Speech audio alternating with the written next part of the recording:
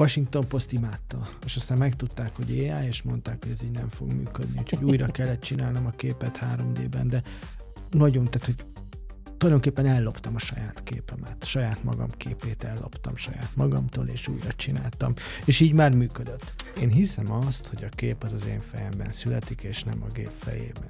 Tehát elképzelek egy kompozíciót, és azt megpróbálom létrehozni. Az most teljesen mindegy, hogy ez egy Photoshop, egy 3D modellező szoftver, vagy komputerkód, vagy esetleg egy ceruza, amivel létrehozom azt a képet. Azt, amit én elvárok egy 1 méterszer másfél méteres képtől, azt nem feltétlenül tudja úgy. Én jobban tudom nála, és én ezt a jobban tudást szeretném egy domináns módon átvinni a képre, és ez az kell, hogy akár egy 600-szoros nagyításba, 700-szoros nagyításba belemenjek, és elkezdjem ezeket a részleteket tisztogatni. Gyere az AI Talks gyakorlati üzleti konferenciára. Bizonyított stratégiák, workshopok, hazai és nemzetközi szakértők november 20-án a Bálnában. Jegyek aitalks.hu. Szeretettel köszöntöm az AI Talks podcastnak a nézőit, és ma egy nagyon izgalmas témáról lesz szó, sőt egy olyan vendég van itt körünkben, akit én már nagyon-nagyon vártam, hiszen nagyon régóta követem őt, Sauder Dávid, médiaművész. Szervusz Dávid, üdvözöllek! Én is üdvözlöm a hallgatókat, nézőket. És én megmondom őszintén, régóta követlek téged, meg mi már találkoztunk is. Az Instán követem mindig a képeidet, és mindig meg tudsz lepni szinte hétről hétre, meg csodálom őket. Ezek AI generált tartalmak természetesen, de erről majd beszélni fogunk, és hát az utóbbi időben azt látom, hogy ezek már mozognak is, meg egyre izgalmasabbak. Úgyhogy ennek kapcsán is nagyon szerettem volna veled már találkozni, hogy akkor mégis hol tartasz, mi az, ami az elmúlt 1-2 évben történt veled. De mielőtt ebbe egy picit belekezdenénk, hogy te ezzel foglalkozol, Berlinben élsz és médiaművészként tudunk téged apostrofálni. Én úgy tudom, hogy ezelőtt az AI korszak előtt foglalkoztál kódolással, programozással, építettél robotokat, akár AR technológiákkal is, hogy mi az, amivel foglalkoztál ezelőtt, miért az AI megjelent is egyáltalán, hogyan válik valaki mondjuk ilyen médiaművészé? Hát az egész 1984-ben kezdődött stílusosan. A nagyszüleim hoztak Hollandiából egy Commodore 64 számítógépet. Neked is. És nagyon izgalmas volt, mert volt egy csomó játék, de volt egy Simon's Basic nevű applikáció, és elkezdtem így kutakodni, hogy ez vajon mit tud, és az azt tudta, hogy az ember beírta kódsorokban azt, hogy milyen ábrát szeretne létrehozni, akkor a Commodore 64 a maga kis nyugdíjas tempójával kirajzolta. És akkor volt egy ilyen példa, hogy koncentrikus köröket lehetett generálni, és ez nagyon izgalmas volt, mert azon kezdtem el rögtön gondolkodni, hogy lehet ezt a gyönyörű struktúrát tönkretenni, és elkezdtem változtatni benne a számokat, és a ciklus megváltoztatva létrejött egy baromi izgalmas, teljesen absztrakt ábra. És az anyukám akkor már a Nyelvtudományi Intézetben dolgozott, és bementem hozzá, és ezen a régi Matrix nyomtatón, ennek volt egy ilyen traktoros nyomtató gúnyneve is, mert pont olyan hangot adott ki, kinyomtattam ezeket a képeket.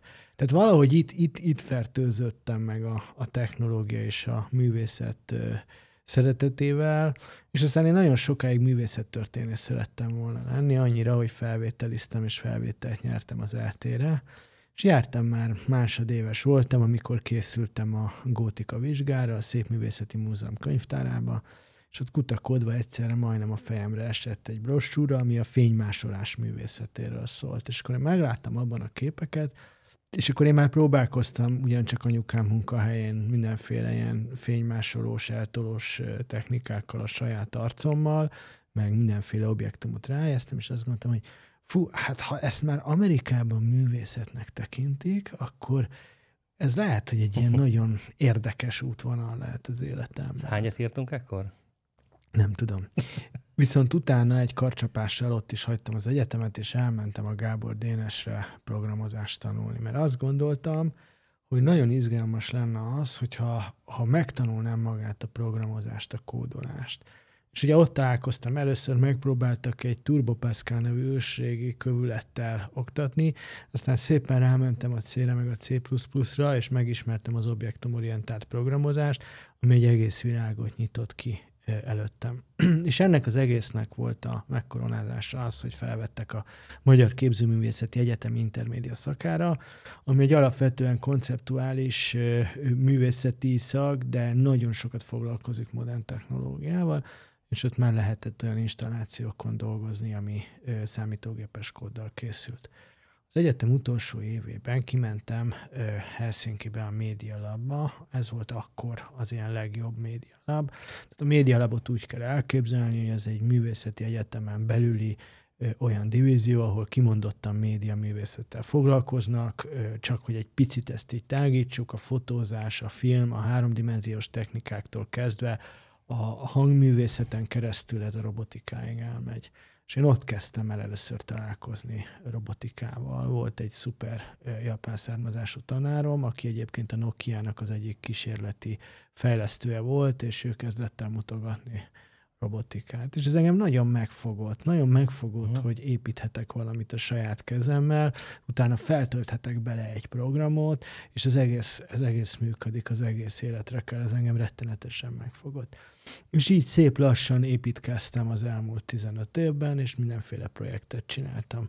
Az első komolyabb siker talán az a 2013-as Failed Memories volt, itt az emberi felejtést és a gépi felejtést hoztam párhuzamba, és ebből csináltam képeket, és ebből készítettem egy mobil applikációt is, amit a Pompidou-ban mutattam benne 2014-ben. De foglalkoztam, ahogy mondtad, robotikával, például a Covid alatt építettem egy kis rajzoló robotot, össze volt kapcsolva a hírportálokkal, és amikor a hírportálokon megjelent a Covid, pandémia vagy vírus szó, akkor a robot nekiállt és elkezdett köröket rajzolgatni a földre. Azért kellett ez, mert ugye zárva volt a galéria, és csak kívülről nézhették az emberek, és mégiscsak egy kiállítás volt, tehát valahogy meg kellett oldani. Na most azért egy hónap alatt egy elképesztő káoszt rajzolt a kis robot. Foglalkoztam kiterjesztett valósággal, virtuális valósággal, és aztán 2022 márciusán egyik reggel felkeltem, és ahelyett, hogy gondolkoztam volna, lapozgattam a social médiát, és szembe jött velem egy kép, amire 15 év média művészeti háttérrel nem tudtam eldönteni, hogy készült. Te sejted már, mivel készült ez az egy igen, kép. A 22 és márciusrakor igen. Ez valószínűleg Midjourney lesz. Ez a Midjourney V1, aminek V1-e volt, ami hát nem, olyan textúrák voltak, olyan színpaletta volt, olyan kompresszió volt. Nagyon kezdetleges volt. Nagyon kezdetleges volt, de az absztrakciónak egy olyan mélységét láttam abban a képben, ami egyszerűen nem tudtam nem gondolni rá, hogy ezt én akarom érteni. Tudtam már, mi az a mesterséges intelligencia. Volt egy rendszer, ezzel a rendszernek most nem jut eszembe a neve, szemezgettem már évek óta. Ezt úgy kell elképzelni, mindig elővettem, egy picit foglalkoztam vele, és amikor úgy éreztem, hogy ez nem az a képi világ, amit integrálni tudok a saját alkotási folyamatomba, akkor így kidobtam. Ez nagyon sok technológiával így van egyébként, tehát hogy nem az AI volt az első ilyen. Mert tudod, voltak ezek a Deep Dream-ek, ami egy ilyen nagyon pszichedelikus, nagyon egyirányú rendszer volt, és a DALL-E-nak is az első rendszerei még egy ilyen nagyon esetleges volt, és nem volt benne az a szövet, amit én a Midjourney 1-nek a patternjeiben láttam, az a finomság, az a mélység. És ott akkor ott kiment a föld a lábam alól. Mondjam tovább? Persze, de hogy próbálom feldolgozni, tehát, hogy én is találkoztam a Midjourney 1-es képekkel, sőt, még egy-két előadásomban benne is van, hogy mennyit változott csak az 5-ös modellig, de az kellettél te is, hogy ezeket a patterneket észrevedd, tehát, hogy itt találkozott valaki valamivel. Igen, és elkezdtem, tehát utána jött ez a gyerekként kezdtem el hozzáállni az AI-hoz. Az első találkozás az borzalmas volt, tehát bekerültem, kb. 3 hétig kellett várni, hogy behívjanak a Midjourney-nek, ez még akkor egy zárt alfa verziójába. És tehát így nem néztem utána, hogy ez hogy fog működni, és egyszer csak így van ez a programozók és fejlesztőknek készített chatrendszer, ez a Discord nevű chatrendszer, ezt talán az olvasó hallgatók közül is páran már látták, és bekerültem, és akkor ott volt ez a chat felület, és lehetett írni üzenetet a Midjourney botnak. és nem értettem most mit kell csinálni. És akkor így szépen kezdtem el dekódolni magamban, hogy tulajdonképpen nekem most meg kell fogalmazni a saját nyelvemen, angolul azt, hogy mit akarok viszont látni a rendszerben, és teljesen lefagytam. Tehát 20 percen keresztül ott ültem, majdnem kiugrottam az ablakon. Még jó, hogy Berlinben a földszinten laktunk, mert nem ütöttem volna nagyon meg magam. És akkor én nagyon lassan leültem, lefagytam, becsuktam a szemem, elképzeltem egy képet, és ez a pillanat ez azóta is nagyon sokszor megvan. Ez az volt egyébként, hogy Andy Warhol mint egy 6 lábú robotpók megy egy üres szobában, ez volt a kép, és ezt így leírtam, és kijött valami, és ez nagyon izgalmas volt. A mai napig megvan ez a kép, el van mentve ez a kép mindenhogy, hogy ez volt az első képem. Azt szeretném csak megkérdezni, hogy azóta elképesztőt fejlődött ez a technológia. Nyilván rengeteg mindent most már ki tudsz fejezni vele kapcsolatban, de hogy mi volt benne az, ami már akkor is, mik voltak a korlátai, amit most korlátoknak lesz, és mi volt már ami már akkor is benne volt az első modellben, amit lehet, hogy egy halandó észre se vett. Figyelj, ezt így nem tudom neked megfogalmazni, elmondom miért.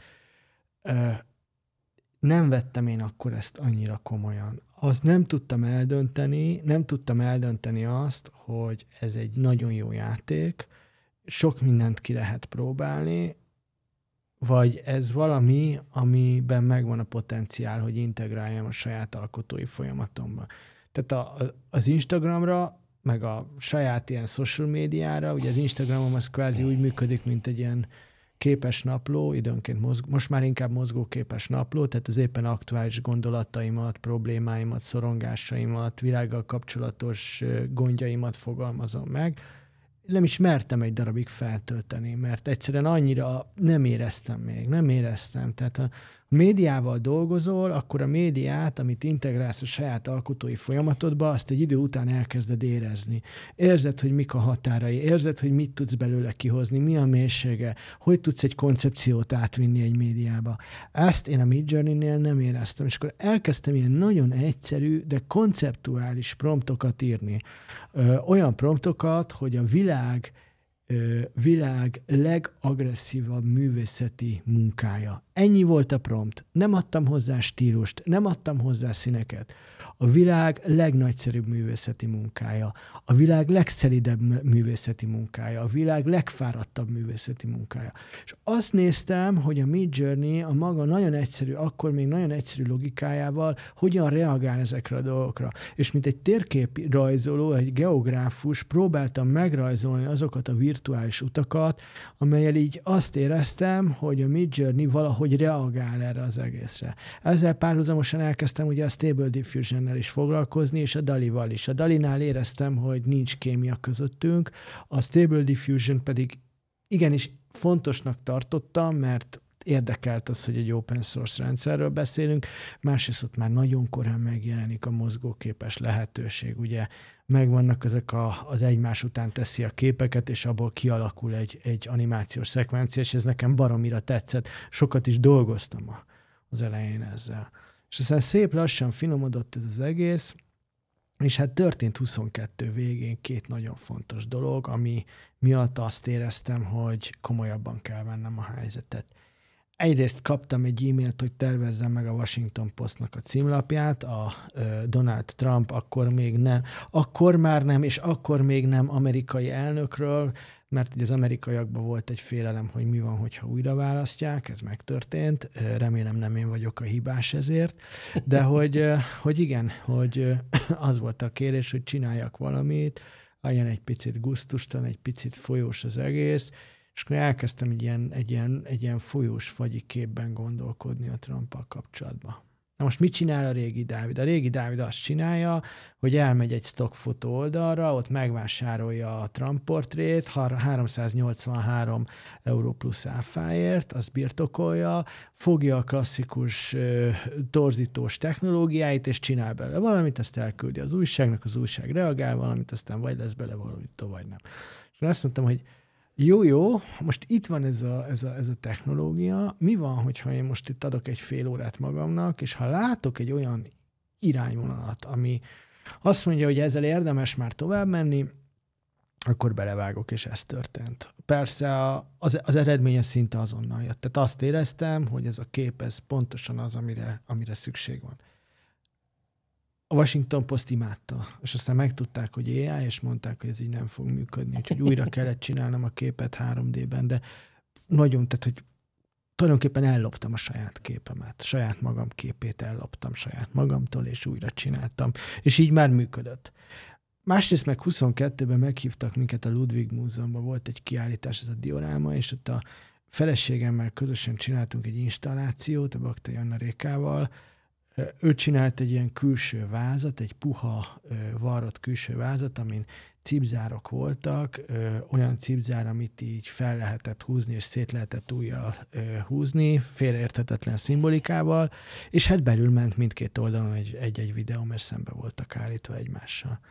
És akkor azt gondoltam, hogy most akkor itt a tartalmat, tudtam, milyen tartalmat akarok, tehát a képek megvoltak a fejemben, de azt gondoltam, hogy na pont ez az, ahol az AI lehet, hogy valami olyat hozzá tudna tenni, amit egyébként klasszikus eszközökkel elkezdek ott valamit 3D-ben modellezni, akkor Photoshopba átvariálgatom, elkezdem animálgatni, de hogy valami olyan organikus layer tudok rátenni, egy olyan organikus réteget tudok rátenni mesterséges intelligenciával, amitől más lesz.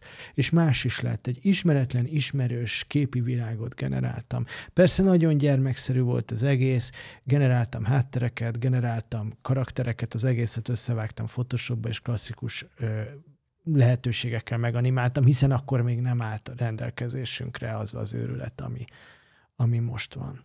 És ez a két dolog, ez beindított valamit. És akkor volt egy harmadik nagyon fontos lépés, ugye most már 18. éve nem élünk Magyarországon, viszont hazajöttünk egy évre 22-23 között sok minden miatt, főleg miattam, és ez akkor ütött be ez az AI krach, és 23 elején így frissen hazajöttem, és próbáltam így Budapesten ébredezni, próbáltam így figyelni magam körül a társadalmat, meg a világot, és így azt gondoltam, hogy egy olyan megfigyelő szeretnék lenni, aki egy kosztümöt hord, és látható, de mégis láthatatlan. És akkor ezt elkezdtem nagyon, itt már nem csak promptokat használtam, itt már fotóztam anyagokat, mindenféle samplingeket, feltöltöttem, tehát itt létrehoztam különböző kis sampling, tehát ilyen mintákat az AI-on belül, és ez már nem csak tisztán Midjourney volt, itt már lekanyarodtam egy kicsit a klasszikus ösvényről, és akkor jött ez az Art of Hiding. És azt így feltöltöttem az Instagramra, és 10 000 követőből lett 100 000 hirtelen. Tehát az emberek úgy rezonáltak az egészre, egyszerűen megértették azt, amit mondani akarok. És ez nekem valami elképesztő érzés volt, mert előtte ilyen nem volt. Egy picit azt segíts nekünk megérteni, mert mindig én megpróbálom az átlagfelhasználó szemével is ezt látni, hogy ugye azt mondtad, hogy talán pár mondattal ezelőtt, hogy sokat kísérleteztél, és ami működött, az oké volt, amit nem működött, az eldobtad. Gyakorlatilag a művészet, illetve az, hogy alkotni tudjunk, az igazából a kísérletezések sorozata? És ezeket a kísérleteket tudja az AI valahogy támogatni? Vagy? Nem. Ezt egy picit ez egy AI specifikus dolog ebben a tekintetben a kísérletezés. Elmondom miért. Én hiszem azt, hogy a kép az én fejemben születik, és nem a gép fejében. Tehát elképzelek egy kompozíciót, és azt megpróbálom létrehozni. Az most teljesen mindegy, hogy ez egy Photoshop, egy 3D modellező szoftver, vagy computerkód, vagy esetleg egy ceruza, amivel létrehozom azt a képet. Jelen esetben az AI. Az AI-jal való munkának megvannak a maga lépései, megvannak a különböző... Van egy workflow, én úgy nevezem, hogy létrehoztam egy workflow-t, ahogy én dolgozom. De a kép a fejemben születik meg. Most, amikor az AI-jal megpróbálunk valamit először, meg sokatszor egyébként, pont most tegnap volt egy ilyen helyzetem, akkor elő fog jönni valami, ami nem teljesen olyan, amilyet te elképzeltél. És akkor egy nagyon-nagyon nehéz döntési helyzetbe kényszerülsz. El kell döntened, hogy amit a gép felajánl, ahelyett, amit te csinálsz, azt elfogadod el, vagy leszel annyira konok, és azt mondod, hogy de én nem ezt akartam. Tehát egy nagyon fura kompromisszumot kell a saját magad és a gép által adott lehetőség között egy kompromisszumot kell létrehozni. Én ebben viszonylag konok vagyok, és azt szeretem mindig látni, amit én szeretnék, és akkor vannak ilyen nagyon izgalmas eredmények, ezeket általában félreteszem, és vannak olyan pontok, amikor ezeket újra előveszem, és elkezdem átdolgozni és átrágni. Ez a kísérletezés. Tehát az, amíg a fejedben és a gép fejében létrejött kép közös nevezőre kerül, ezt nevezném én az AI-ban kísérletezésnek. Mert nagyon sokan küzdenek azzal, és ezt hallom sokszor, hogy nem azt csinálja, amit én szeretnék, nem oda teszi, hogy hol hibázzuk el igazából ezt az egész műveletet, mert látom azt, hogy fejlődnek ezek a modellek egyre jobban, talán egyre jobban értik a szándékainkat, de akkor valószínűleg a kiinduló pontnál van a probléma, hogy a fejemben nem létezik az elég erősen az elképzelés. Nem ezt gondolom. Én azt gondolom, hogy nem mindig saját magunkat kell hibáztatni. Ezek a rendszerek messze vannak a tökéletestől. Nagyon sok dolog, tehát hogyha most például visszatérünk a Midjourney-re, a Midjourney most a 7-es verziójánál tart, az 1-essel indultunk 22-kor a tavaszán, a 7-es verzió tavasszal jöhetett ki valamikor, irtózatosan sokat fejlődött. Na most ahhoz, hogy ez a modell sokat fejlődjön, egy csomó mindennek meg kellett történni. Az egyik az a realisztikus készsége a Midjourney-nek, tehát hogy egyre inkább, és megyünk ebbe az irányba, hogy egyre fotorealisztikusabb legyen az eredmény. Ezt én nem feltétlenül szeretem, vagy sokszor így azt érzem, hogy ellenében kell mennem, mert ez a túl tökéletes, ez így nagyon elcsábítja az embert, és akkor azt gondolja, hogy na én ezt... De igen, én ebben speciális vagyok, mert én ezt művészként tekintem. A másik pedig a szövegértés, az a promptértés. Az, hogy egy rendszer mennyire érti a promptot, az viszont már a fejlesztőknek a kérdése. Tehát tudok olyan képgeneráló rendszert, amely sokkal jobban fogja érteni a promptodat, sokkal részletesebben fogja érteni a promptodat, mint a Midjourney. És akkor még igénybe vehetsz külső segítséget, mert elővehetsz egy chatbotot. Én nem ajánlanám feltétlenül ChatGPT-t, van ennél jobb chatbot is szerintem, de az átlag felhasználónak bőven elég. És akkor megkérheted, hogy segítsen egy vizuális promptnak a kibontásában. Azért, mert ő azt a nyelvet beszél, sokkal közelebb áll ahhoz a nyelvhez, amit mondjuk egy Midjourney fog beszélni. És akkor jönnek a félmek, ha ez sem működik, akkor meg jönnek ezek a nagyon rossz félmegoldások, hogy egy jó szövegértő rendszerrel az alapstruktúrát generálod, utána belenyúlsz Stable Diffusionnel, utána Midjourney-vel teszel rá egy külső réteget, tehát hogy akkor jönnek ezek a nagyon komplex 3-4 lépcsős workflow-k, ami viszont már a nap végén ezt is meg kell tanulni. Tehát mindenki azt gondolja, hogy ez csak így megy, beírok 3 szót. Nem. Amikor a kreatív feladataink vannak, akkor azért ott meg kell sokszor küzdeni, hogy elérd azt az eredményt. Ha például, mert mi is csinálunk reklámokat, tehát mi is csinálunk kereskedelmi projekteket, és ott olyan elvárások vannak, amelyek megkötik a kezemet. Megkötik a kezemet, és egy terméknél, főleg egy divatterméknél a ruhának ugyanúgy kell maradnia. És ez is egy folyamat, hogy ezt meg tudjam tartani, és végig tudjam vinni azt a ruhát, és be tudjam építeni a saját világomba. Említetted azt az elején, szintén csak így visszautalok rá, hogy valahogy a Midjourney volt az, akivel érezted, hogy együtt rezegtek, és említett sokszor egyébként, én olvastam tőled ezt a partnerséget, hogy együtt működsz ezekkel az eszközökkel, hogy ez hogy néz ki folyamatában? Mitől lehet jobban együtt rezegni mondjuk egy Midjourney-vel? Én nem érzem ezt a partnerséget feltétlenül, én inkább azt érzem, hogy van egy része az alkotói folyamatomnak, amiben az AI nagyon sokat tud segíteni. Nem csinálja meg helyettem. Az én munkám az általában 3 lépésre szoktam ezt a workflow-t osztani. Az egyik, amikor a koncepció készen van, az egyik az a felkészülés. A felkészülés az képek készítése, akár a telefonommal, akár fényképezőgéppel, képek gyűjtése különböző archívumokból, mindenféle anyagok összegyűjtése, és ezeknek az anyagoknak az előkészítése. Tehát ezeket én még azért előtte szét szoktam vagdalni mondjuk Photoshopba, hogy az AI csak azt az egy bizonyos motívumot lássa, és az AI csak arra az egy motívumra koncentráljon, ne kezdjen el az egész képben keresni mindenféle részletet, és azt kibontani. Ez az első lépcső. A második lépcső az a munka az AI-jal, amikor az egészet felviszem az AI-ba. Ez történhet úgy, hogy csak stílus és karakterreferenciákat hozok létre, de lehet úgy is. Most például egy olyan projekten dolgozom, ahol a nullából egy teljesen tiszta AI-ba elkezdtem trénelni, akkor van, amikor sokáig eltart egy egész napig, amíg létrejön a saját modelled, és akkor ezt a saját modellt kezded el tovább promptolni, vagy további képekkel kezded el még befolyásolni.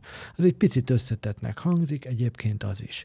És akkor van az utómunka, ez a harmadik fázis, amikor valami kijön az AI-ból, ugye már azt nagyjából, ha gyakorlod vagy, akkor látod, hogy ez a képi struktúra működni fog, és ebbe az irányba egyszerűen érdemes tovább menni, és akkor, amikor látod benne azt a potenciált, akkor elkezded szétszedni, ez lehet egy Photoshop, lehet egy másik image editor, és elkezded szétszedett darabokra, minden egyes részét újra összerakod. Például mutatok ki, hogy nem mindig csak beszéljünk, hanem mutassunk is. Itt van ebben a könyvben például a robotos sorozat, megpróbálom ott kinyitni, de nem biztos, hogy sikerül. Igen, a könyvedről a végén akartam igen, beszélni. Csak mutatok egy példát a robotokról. Ez a Dávidnak a megjelenő könyve most, és abból lesznek itt példák. És igen, hogy itt van a Folklór Robotok című sorozat, ami egyébként a Lumens Galéria hálózatban van, ahol holnap fogjuk a könyvbemutatót tartani. Tehát ebben az esetben ennek az egész sorozatnak a koncepciója, ez Barcelonában jött létre, karácsonykor voltunk ott, a család aludt, én meg lementem, nem bírtam aludni, lementem nekik reggelit venni, és néztem egy ébredező várost, ami tele volt technológiával és modernitással, ugyanakkor tele volt egy csomó folklór és hagyományos elemmel, és ez engem nagyon megfogott, és akkor hazamentem, és azon gondolkoztam, hogy lehetne ezt egy kompozícióba létrehozni, így jött a Folklór Robotok ötlete, amiben egyébként a nő is benne van. Ennek egyébként most dolgozunk a valódi verzióján, tehát létre akarunk hozni valódi robotokat, és erre megvan az esély, hogy ez jövő évre össze fog állni egy női kórussá. Ezt csináljuk most már a kis csapatunkkal, az Anna Rékával közösen. Na most akkor térjünk vissza egy picit, tehát hogy itt, hogyha megnézi az ember, elképesztő rétegek vannak. Ezeket a rétegeket és részleteket, ezeket létre kellett hozni. Ahhoz, hogy a gyöngysor így működjön, ahhoz, hogy ezek a ruhák egy 150x100 cm-es, tehát egy 1 méteres, másfél méterszer 1 méterszer másfél méteres nagyításban is tökéletesen éles legyen, azt az AI nem fogja soha megcsinálni. Hiába vannak ma már nagyon fejlett felnagyításra alkalmas technológiák, egyszerűen nem fog működni. És ilyenkor az kell, hogy az ember belemászik a képbe, mint a Jackson Pollock, aki ugye annak idején locsolta a festéket, és belement a képbe, és locsolta, én belemegyek egy Photoshopba, vagy sokszor egy másik eszközzel, és elkezdem itt szépen kitöltögetni, kiszínezni a dolgokat. Elkezdem átdolgozni. Ez manuálisan? Manuális. Hát manuálisan Photoshopban, vagy Procreate-ben, vagy ami éppen segíti ezt a munkát,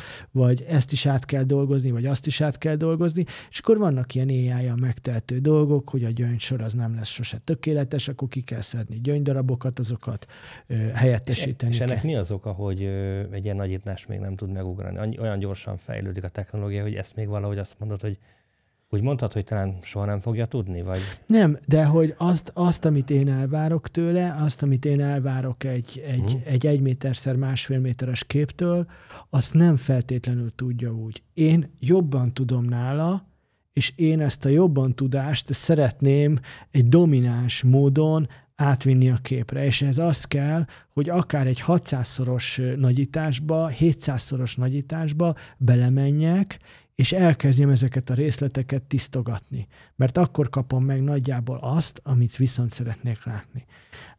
Ez a harmadik része az AI-jal való munkának. Ekkor jönnek elő azok a részletek. A kérdés az, hogy mennyire nem tarthatjuk azokat a képeket, amik ilyenkor előjönnek AI-jal generált dolgoknak, hiszen a saját kézjegyen benne van, elkezdtem átvariálni a képet. És egy ilyen képnek mondjuk milyen időigénye van? Tehát mondtad a folyamatokat, de hogy sokszor, hogy most meg tudom így jósolni akár, nem is biztos, hogy ez egy nagyon rövid folyamat. egy ilyen kép létrehozása? Hát ez a robotos széria, ez egy fene gyerek volt, mert azt a Lumens Galéria kiválasztotta, 9 darab van belőle a Lumens Galériában, és onnantól kezdve megvoltak az alapok, és onnantól kezdve egy képnek a felnagyítása és a részletek megteremtése az robotonként 3-4 nap minimum, de akkor egész nap ezzel kellett foglalkozni. Tessék elképzelni, hogy ennek a méretes könyvnek a képeinek a felnagyítása milyen idő igényes volt, és milyen részletekbe kellett ahhoz belemenni. És egyébként volt olyan sorozat, amit nagyon szeretek, és fájt a szívem, de azért kellett kihagynunk a könyvből, mert egyszerűen nem működött úgy. Nem működött úgy felnagyításkor, nem láttam úgy benne a részleteket. Az egyik kedvenc sorozatom, ez a Hieronymus Boschnak csináltam meg, egy kalapokba vittem át a képeit, és ott egyszerűen a kiadó is akarta, én is akartam, és egyszerűen azt láttam, hogy nem tudom azt visszaadni, nem fog működni a papíron. És amikor a piacra gyártatok, mondjuk mondtad ilyen akár reklámfilmeket, vagy reklám alapanyagokat, akkor ott mi a hozzáadott érték igazából, amit az AI hozzá tud rakni, hiszen ott nagyon karakterazonosnak kell lenni, ott konkrét termékek, meg elképzelések vannak, hogy ott mi az igazából, amit hozzá tud igazán nálad tenni? Hát nézd, vissza tudnék itt menni a Trumpos példára megint. Tehát, hogy miért jó ez? Azért jó, mert például, hogyha teszem azt, van egy saját termékünk, és vegyünk egy nagyon egyszerű terméket, az üveget. Egy üvegről szeretnék, akár egy üvegpohárról, akár egy üvegpalackról. Szükségem van egy ilyen termékem, és szeretnék egy céget felépíteni. Hát akkor ehhez kell mindenféle. Hát kell például egy fotózást tartani. És mi van akkor, hogyha éppen nem tudok fotózást tartani, mert a fotózáshoz fotós kell. Vagy hogyha nem fotós kell, akkor a legtöbb cég azt csinálja, hogy megveszi a stockfotót ugyanúgy 386 € plusz áfáért. Most a stockfotónak van egy olyan hátulütője, hogy legyártanak belőle egy csomót, és azt te vagy szereted, vagy nem. De nem tudod annyira testre szabni, amennyire lehet. Tehát például maradva a pohárnál, a pohár egy kisgyerek kezében van, és nem biztos, hogy a jobb kezébe lesz, nem biztos, hogy a gyereknek az életkorát, a nemét, az etnikai hovatartozását pontosan be tudod állítani egy stockfotó esetében. És ilyenkor jön az AI, és hogyha tudod, hogy kell bánni az AI, ezeket mind hozzáteszed, és a mai AI már a kezed sem fogja eltolni, és nem lesz 7 ujjú az a gyerek, viszont azt is be tudod állítani, azt is meg tudod határozni, hogy honnan jön a fény, akár 2-3 fényforrást is tudsz definiálni a fotódhoz, amit elkészítesz AI-jal, meg tudod a hátteret határozni, és innentől kezdve organikusan egy terméket fel lehet építeni. Meg lehet tervezni egy website-nak a templétjét, amire sokszor nincs egyszerűen energiája egy kisebb ügynökségnek, akár most már közepes ügynökségnek. És így megyünk előre szépen, és egyszer csak el fogunk oda jutni, hogy szükség van a mozgóképre. És ugye a mozgókép előállítása az meg nagyon sokba kerülhet, nagyon körülményes, sokszor rengeteg energia megy erre. És akkor ilyenkor jön ez a nagyon új szakma, ez az AI filmkészítés, ami tényleg egy viszonylag új dolog, és ebben megvannak azok a lehetőségek, hogy egy adott terméket úgy, hogy megtartja a karakterisztikáját annak az adott terméknek, létrehozni akár ebből egy komolyabb reklámfilmet is vágásokkal mindennel együtt. Ugye említetted az elején, hogy mozognak már a képek ott az Instagramon nálad is, és vannak animációk, és az Midjourney-be is ugye most már bekerült ez a funkció, hogy elég jó képeket és elég jól megmozgat, bár még pár másodpercet tud, de hogy legalábbis ugye bele van téve az asztali funkcióba. Egy picit mesélnél erről, hogy ez már tud mozogni, ez milyen opciókat nyitott ki a fejedben, illetve hogy AI filmkészítésre egy picit beszélgessünk, hogy ez most hol tart. Ugye jönnek a különböző videógenerálók, minden erről szól most, de nyilván ez is a felszín, gondolom, amit mi látunk ebből hétköznap. Hát mondjuk azt, hogy egy társasjátéknak a kárás közepén vagyunk, amiben most van 8-10 komoly szereplő, és ezek futják a köröket, és mindig egyik próbál még nagyobbat dobni, hogy előre lépjen. Ez történik. Tehát, hogy ugye az elején volt a Stable Diffusion nagyjából azt tudta, hogy egymás mögé tett képeket, és ebből létrehozott egy mozgóképet. És akkor jöttek az első olyan rendszerek, amelyek képesek voltak arra, hogy mozgásokat, konkrét mozgásokat tanítsanak az AI-nak, és ebből már prompttal létre lehetett hozni egyszerű mozgásokat. Ennek egy következő lépése volt az, amikor már a saját képünket a rendszerbe fel tudtuk tölteni, és meg tudtuk határozni promptok alapján, hogy mi legyen a megmozgatása a karakterünknek. És ennek a legmodernebb verziója az, amikor már fel tudunk mozgásokra is, saját magunk tudjuk tanítani a rendszert, és akkor tényleg azt adja vissza, amire szükség van. Most persze felteheti a hallgató a fejében, megjelent az a kérdés, hogy miért van annak értelme, hogy mozgásokkal tanítsuk meg, akkor nem egyszerűbb leforgatni valamit? Hát nem, mert például le tudunk egy stúdióban egyszerű lámpákkal le tudunk egyszerű mozgásokat, gondoljunk egy videóklipre, ha még van olyan, hogy videóklip, nem tudom, hogy van-e még olyan, de hogy leforgatunk egyszerű táncosokkal egyszerű mozgást, és utána az AI-jal hozzá tudunk adni bármit, hozzá tudjuk adni a háttereket, fel tudjuk a táncosokat öltöztetni, ki tudjuk őket sminkelni. Tehát ebben iszonyatosan nagyot lépett előre a videógenerálás. Vannak még nehézségei, főleg amit te is említettél, hogy viszonylag rövid szekvenciák, bár a Midjourney esetében azért ezt lehet húzogatni, és akár fél percig is el lehet jutni, de azért az egészben van egy esetlegesség. És ezt meg kell érteni. Tehát, hogyha én egy snitten dolgozom, akkor lehet, hogy a 25-re jön ki az az egyetlen egy mozgás, amit szeretnék viszont látni, lehet, hogy elsőre. Tehát itt azért ez nagyon nehéz. Nyilván vannak nagyon sikeres próbálkozások, a Google Veo 3 az egy nagyon ügyes és jól felépített rendszer, de ott viszont ahhoz, hogy jól mozogjon, ahhoz be kell vinni egy adatbázist, és az adatbázisba pontosan meg kell határozni minden lépést. Tehát ott megint az van, hogy egy picit többet kell hozzátenni, mint egy egyszerű promptot. De fel lehetne még sorolni, most jött ki a Sora, ami ugye az OpenAI ChatGPT fejlesztőjének a Sora 2-je, az most jött ki a héten. Ma este, hogyha lesz egy kis időm, akkor most hozzáfértem végre korlátlanul, és most le fogok ülni, és meg fogom nézni, hogy mit tud. Mindegyikben van valami jó, és mindegyikben van valami rossz. Az egyik jobban kezeli a karaktereket, a másik jobban kezeli a részecskéket, a harmadik jobban bánik a fényárnyék hatásokkal. És amikor én dolgozom, akkor ki kell választani azt, hogy mit szeretnék csinálni, milyen animációs megoldáson dolgozom éppen. Ha karaktert akarok animálni, akkor pontosan tudom, melyik rendszerhez fogok nyúlni. Tuti nincs. Tehát jelen pillanatban tuti nincs. Az ilyen heti rendszerességgel jön elő valamelyik rendszer valamilyen újítással. Na most itt ugye beszéltünk arról, hogy AI filmkészítés, tehát hogy azért ezt még egyszer hangsúlyoznám, hogy az egész Midjourney és AI őrület mögött nem volt az szándék szerintem, de ez az én véleményem, hogy bekerüljön a kereskedelmi és művészeti felhasználásba. Egyszerűen egy szolgáltatást szerettek volna ezek a cégek, egy újabb szolgáltatást szerettek volna eladni. Hát azért tessenek belegondolni abba, hogy a Midjourney előfizetése $20 kezdődik havonta, ami egészen felmegy $200, van 5,5 millió felhasználója hasraütésszerűen. Ha azt felszorozzuk, akkor az egy szép summás összegről beszélünk, és a Midjourney az csak egy szelet ebből az egészből.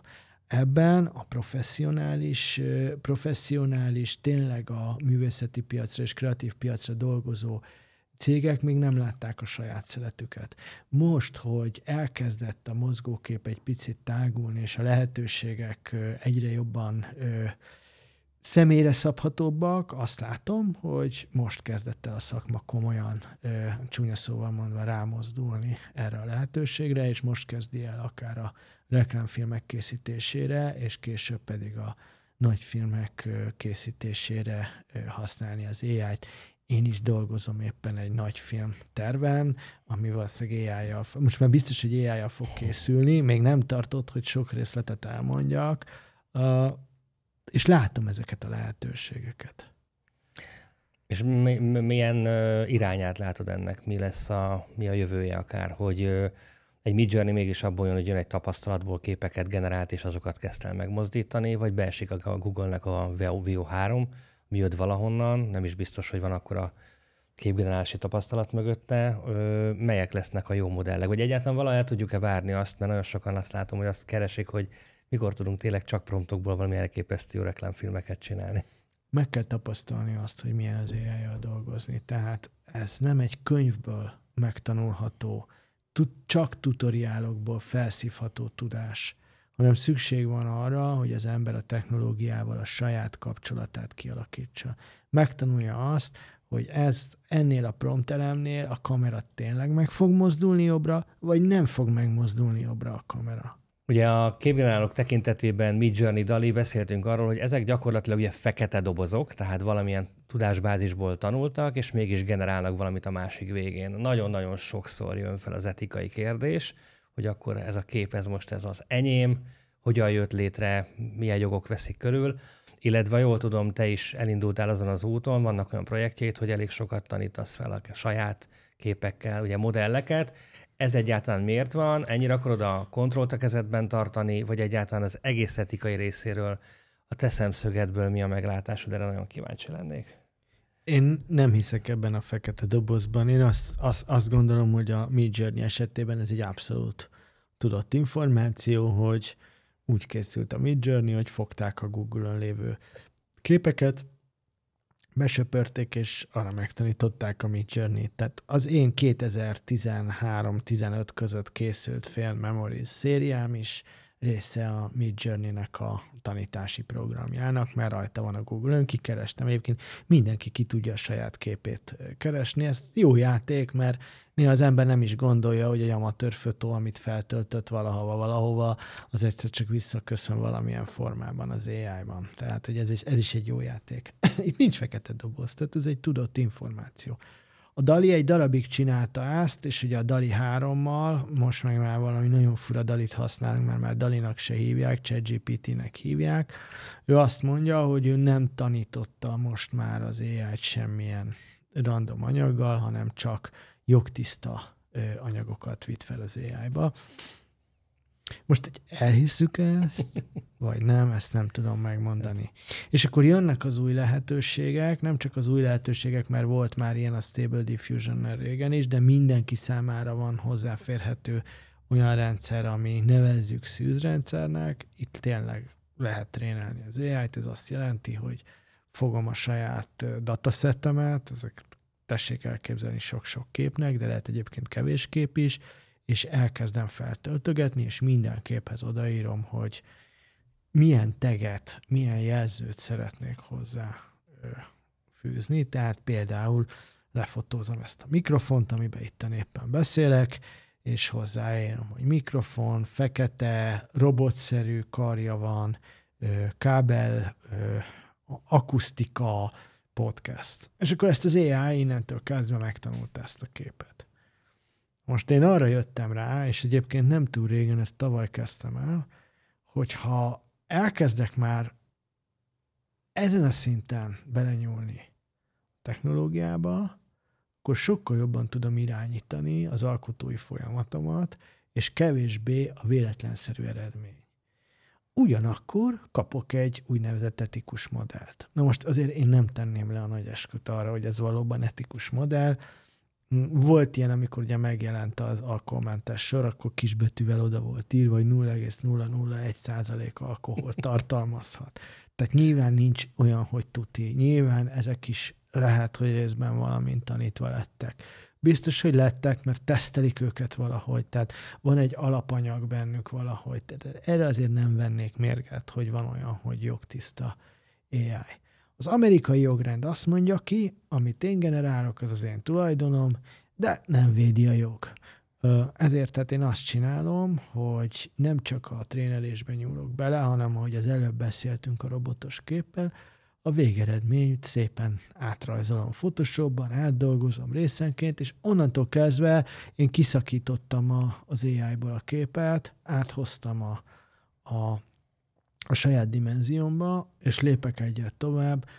Én sosem értékesítek digitális formátumot, én mindent kinyomtatva értékesítek, ezzel elkerülve azt, hogy azt lehessen mondani, hogy ez ellopható. Onnantól kezdve valamit kinyomtatsz, ez tényleg a tiéd. Tehát ott van papíron, ott van egy jó minőségű papíron, ha kiteszed a falra, a fénynek különböző hatása lesz, az emberek különböző szögekből nézik, tehát egy egészen más dimenziót nyit meg előtted. Tehát a digitalizációba visszamegyünk a valóságba, és ez ott adja ki igazán önmagát. Igen, és a könyv ezért volt nekem fontos, amikor a Gestaltennel elkezdtük a beszélgetést, mert azt éreztem, hogy ha ebből egy könyv lehet, az megváltoztatja az AI-jal és a mesterséges intelligenciával. Nem csak az én viszonyomat, hanem a befogadó közönség és a néző viszonyát is. Hiszen amíg ez csak egy monitoron létezik, egy átvilágító eszközön, addig olyan mulandó. Amit kinyomtatsz, az már fizikális. Akkor beszéljünk is róla egy picit. Egyébként már ugye mutattál belőle képeket. Egy nagyon-nagyon szép kiadvány, meg nagyon jól néz ki.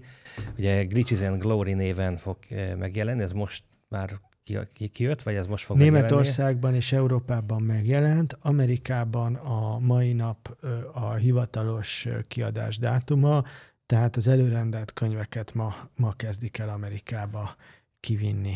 Tehát hivatalosan is megjelent a könyv, egyébként majd október 24-én fogom New Yorkban hivatalosan bemutatni Amerikában. Magyarországon is elérhető lesz? Magyarországon vagy megrendelhető online, az oldalamon keresztül, aki ugye a művészt is akarja támogatni. Pont ezt akartam kérdezni, hogy könyv formájában, de már meg is válaszoltad ezt még előtte. Esetleg pár olyan képet, vagy olyan sztorit tudnál mondani, ami nagyon érdekes, és valami nagyon érdekes történet fűződik hozzá. Mindegyik picit megdöntjük, hogy a kamera is igen, mindegyik történt, tehát mindegyik fejezetnek, ha szabad ezeket fejezeteknek nevezni, mindegyiknek van egy sajátos története. Ugyanakkor van benne egy fejezet, ami nem AI-jal készült, ez a 2013-15-ös Field Memory sorozat, ez nem AI-jal készült, de mégis bekerült a könyvbe. Miért? Hát azért tartom ezt fontosnak kiemelni, mert ugye itt az emberi és gépi felejtést hoztam párhuzamba, és ezek a furcsa fragmentumok, ezek mindenféle emlékszilánkból jöttek létre, és ezeknek az emlékszilánkoknak a feltöltődése a számítógépben nagyon hasonlatos ahhoz, ahogy a mesterséges intelligenciát tanítjuk, azzal a különbséggel, hogy amikor ezt a sorozatot csináltam, akkor fogalmam sem volt arról, hogy ez micsoda. Mert azt gondoltam, hogy ez egy első felütésnek nagyon fontos. Ebben a sorozatban minden képnek van egy története, és minden képről el lehet mondani, hogy a szereplők miért jutottak el egy memóriavesztéses állapothoz. De egy picit tovább megyünk, és már nem beszéltünk az Art of Hidingról, ez az a bizonyos leselkedős projekt, ahol én igazából olyan jelmezeket akartam létrehozni, amiben én kevéssé vagyok, vagy aki bele akar bújni, kevéssé vagyok látható, mégis van egy fizikai megjelenésem, és látom magam körül a világot, ami történik.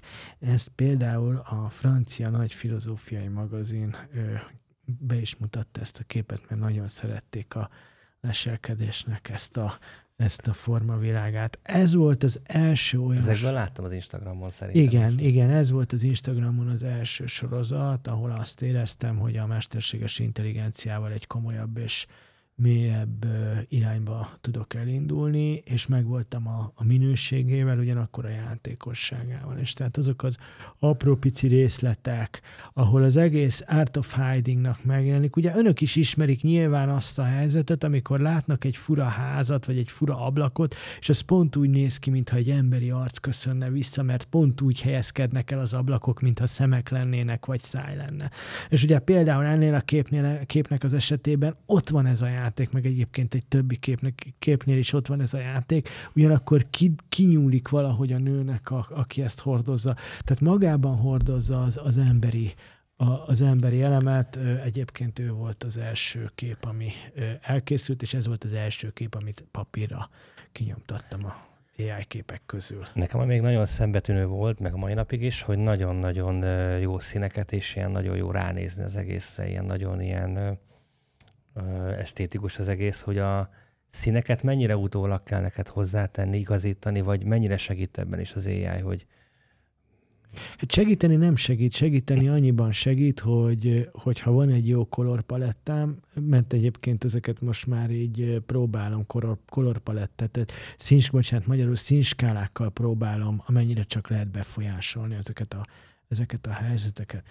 Abban nagyon jó az AI, hogy egy színskálát, egy színmintát nagyon szépen szét tud robbantani, és azt nagyon konstans módon tudja használni. Ugye itt a hölgy, aki egyébként úr is lehetne a lábát tekintve, bár ez a kesztyű nagyon hatásos, amit hord, az ő színei azok visszatűnnek az asztalnak ezen a karimáján, ugyanakkor az asztaltető, a szék, az visszatűnik a szemnek. Tehát ezek a játékok, ezek a finomságok azok, ahol a mélyére lehet ennek menni, és ezeket nagyon jól kezeli a mesterséges intelligencia.